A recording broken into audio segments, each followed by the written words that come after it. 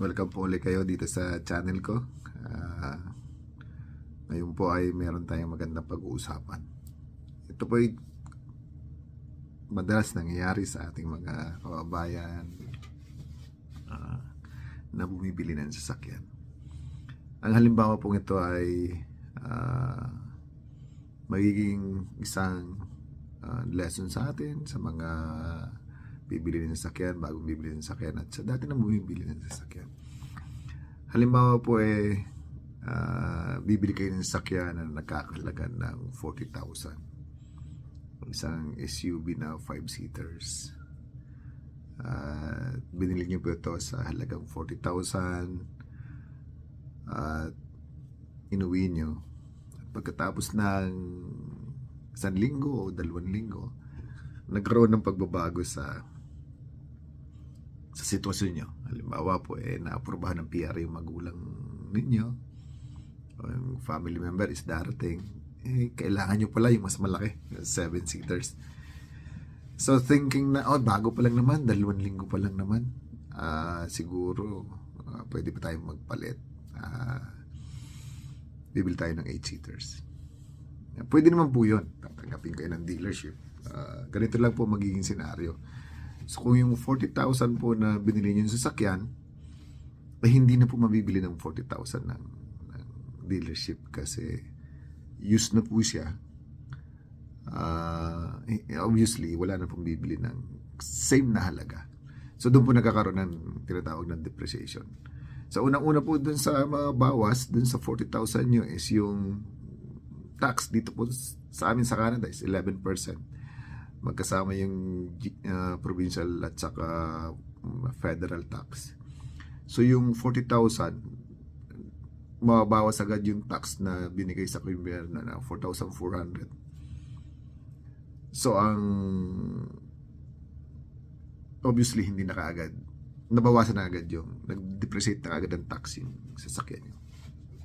Let's say hindi kayo kumuha ng accessories, hindi kayo kumuha ng extended warranty or other insurances na ino-offer sa iyo ng dealership. Let's say documentation is 1,000. Tapos bank fee is 100.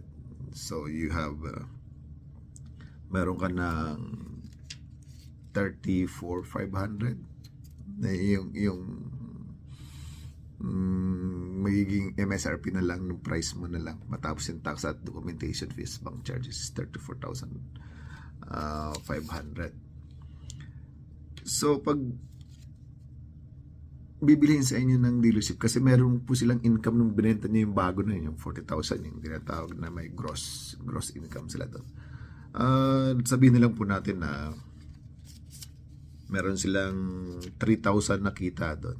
So yung usual po, nagbabari po yan sa klase ng sasakyan, yung gross income ng brand new car na yun yung kita ng dealership, yung pinapaghati-hatian ng ahente at saka ng mga manager saka ng dealership. Let's say 3,000 po yan. So excuse me, naging 32,500 na lang yung matapos yung mga dapat tanggalin dun sa presyo ng sasakyan niya. So hindi na po pwedeng 40,000 kasi nga yung mga natanggal na hindi naman po na may babalik ng dealership, hindi na pwedeng bawiin yun. So ang gagawin po ng dealership niyan, kahit 1 linggo pa lang yan, hahanap po sila ngayon ng mga, ikukumpara nila yung presyo ng katulad ng sasakyan na isosoli o na iti-trade niya. Trade na po ang tawag doon, trade yun sa bago na gusto niyong bilhin. So isi-search niyan, meron po silang app na ginagamit na makikita nila lahat ng klase ng dealership na nagbebenta ng katulad ng sasakyan na iti-trade nyo. So kung ang prevailing selling price ng sakyang isusulay nyo is 32,000, hindi naman po nila pwedeng bilhin sa inyo ng 30,000 kasi ng 32,000 kasi yun na nga po ang bentahan sa buong Canada, 32. So kailangang babaan po nila para kumita po yung dealership. Kasi si-search din po nila yan kung gaano katagal mabenta yung sasakyan. Kasi pag dun sa dealership, alam mo naman po yan, may, dapat silang kumita kasi gagastusan nila yan sa dealership. i-recondition nila kahit bago lang po yan, i-inspection talaga nila yan bago nila, kasi magiging certified po yung sasakyan. I-certified nila yan, may gastos din po yun. So ang pinaka offer siguro sa inyo, let's say offeran kayo ng 29,000 dun sa trade nyo, 2 linggo nyo lang po nagamit, let's say 2,000, 1,000 kilometro pa lang tatakbo nyo, mga ganun lang po ang pwede nang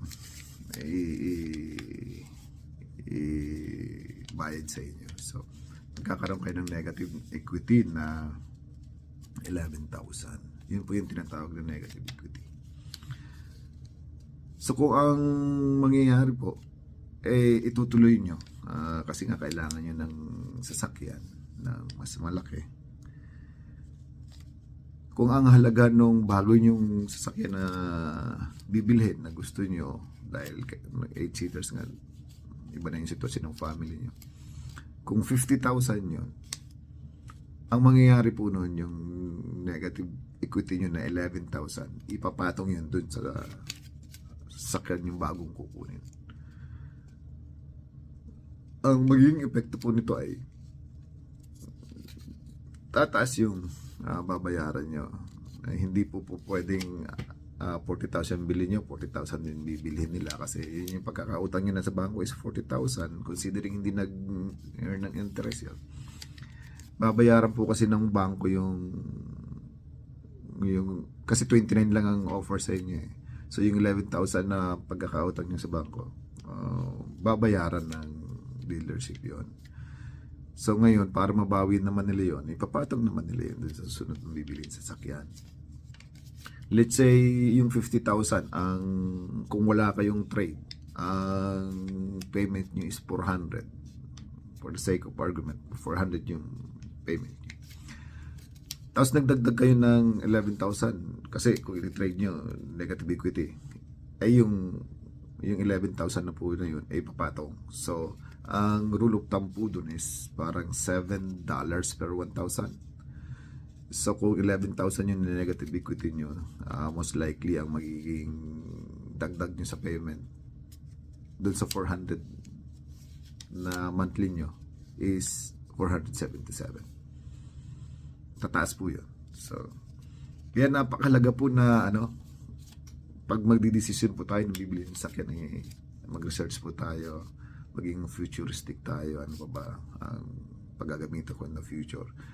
Long term po lagi yung planning pagbibili ng sasakyan, kasi karamihan po ng nagiging rush decision is yun nga po naging resulta, nagkakaroon ng negative equity. Lumalaki yung bayaran natin kasi nga nagkaroon tayo ng rush na decision. So mas mahalaga po na pag-isipan natin, pagbibili tayo ng sasakyan, mag-research po tayo, online naman po lahat ang pagbili ng sasakyan din. Mag-inquire po tayo. At pwede po kayo magtanong dito sa channel na to. Mag-message lang po kayo sa akin. At sa abot ng aking mga kaya, at pag nakita ko yung message nyo, sasagot po ako. Kung may mga kaibigan kayong gustong bumili ng sasakyan, at meron silang katanungan para maging smooth yung pagbili ng sasakyan, hindi kayo may stress na nagkamali kayo ng decision, dapat pala mas malaki o dapat pala ganito yung price lang na kaya namin. Pwede po kayo magtanong, mag-comment lang po kayo. At kung hindi po kayo nakasubscribe, mag-subscribe po kayo. I-hit nyo lang po yung notification bell kung gusto nyo ma-update kayo sa mga lalabas kong videos. Marami po tayong pag-uusapan. Sa sunod ng video po ay siguro mag-interview ako ng isang kaibigan ko na dumating dito na 1 linggo pa lang, 2 linggo pa lang nakabili siya ng sasakyan. Magandang experience po to na kung papayag siya ni share is interview po natin siya at makakuha po kayo ng magandang lesson sa nangyari sa kanya. Abangan niyo po yung video na yun, at kung hindi po kayo subscribe, subscribe na po kayo at abangan niyo po ang aking mga susunod na video.